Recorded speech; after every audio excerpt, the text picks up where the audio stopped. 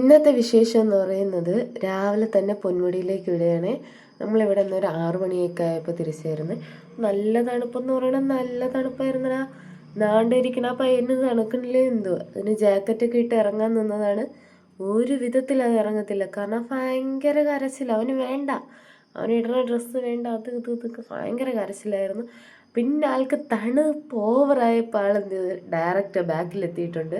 ചേട്ടൻ ജാക്കറ്റുണ്ട്, എൻ്റെ ജാക്കറ്റ് ചേട്ടൻ്റെ വീട്ടിലായതുകൊണ്ട് എനിക്ക് ജാക്കറ്റ് ഇല്ലായിരുന്നു. ഞങ്ങൾ എന്ത് ചെയ്ത്, ഞാനൊരു പുതപ്പൊക്കെ വെച്ച് ഇരുത്തിയാണ് അഡ്ജസ്റ്റ് ചെയ്തത്.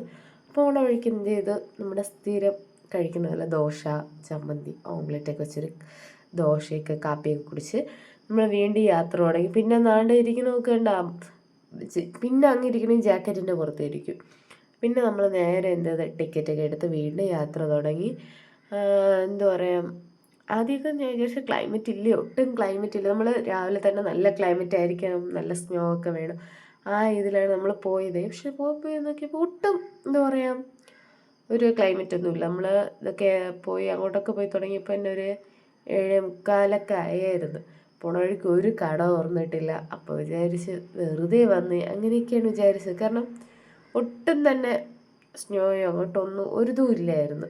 ആ അവസ്ഥയിലാണ് പോയിക്കൊണ്ടിരുന്നത്. ഒരു നമ്മളെ പൊന്മുടി ഹൈ റേഞ്ച് കയറാറൊക്കെ ആയപ്പോൾ എവിടെ നിന്നില്ലാത്ത മഞ്ഞ്. എൻ്റെ പൊന്നി വണ്ടിയൊന്നും ഓട്ടിക്കാൻ പറ്റില്ല, നല്ല മഞ്ഞെന്ന് പറഞ്ഞാൽ നല്ല മഞ്ഞ്. എൻ്റെ പൊന്നി തണുത്ത് ഉറച്ച്. ഇവിടെയാണ് സത്യം പറഞ്ഞത് ജാക്കറ്റൊക്കെ ഇട്ടിരിക്കേണ്ടത്. നമ്മൾ ഓൾറെഡി ജാക്കറ്റൊക്കെ ഊരിയുണ്ട്.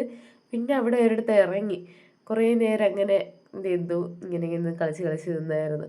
കുറേ നേരം അവിടെ നിന്ന് ഫോട്ടോസൊക്കെ എടുത്തു. കാരണം അത്യാവശ്യം നമ്മൾ നേരത്തെ നല്ല ടൈം ഉണ്ടായിരുന്നു, തിരക്കില്ല വണ്ടികളുടെ. മോൻ അവിടെ ഇറക്കി വിടായിരുന്നു. അങ്ങനെ കുറേ നേരം നിന്ന് അവൻ കുറച്ച് നേരം. പിന്നെ അവൻ്റെ ഡ്രസ്സൊന്ന് ചേഞ്ച് ചെയ്തായിരുന്നു, കാരണം നമ്മൾ ഈ ഡ്രസ്സാണ് എടുത്ത് വച്ചിരുന്നത്. അവ ഇടത്തില്ലായിരുന്നു, ഭയങ്കര വാശിയായിരുന്നു. പിന്നെ എന്ത് ചെയ്തു, ഇനി ഞാൻ ജാക്കറ്റ് ഇടാന്ന് പറഞ്ഞ് ജാക്കറ്റ് ഇട്ടു, കാരണം അത്രയ്ക്ക് തണുപ്പായിരുന്നു. കാരണം നമ്മൾ മഞ്ഞൊക്കെ മൂടി അടിപൊളിയായിരുന്നു. ഫൈനലി നമ്മൾ അവിടെ എത്തിയിട്ടുണ്ട്. നമ്മൾ പിന്നെ ഒരു 10 മിനിറ്റുള്ള യാത്ര ഉണ്ടായിരുന്നുള്ളൂ. പിന്നെ കുറച്ച് നേരം അവിടെ നിന്നൊക്കെ നിന്നു. ബാക്കി വിശേഷങ്ങളെല്ലാം അടുത്ത ഷോർട്സ് ആയിട്ട് കാണാം. Bye, love you all.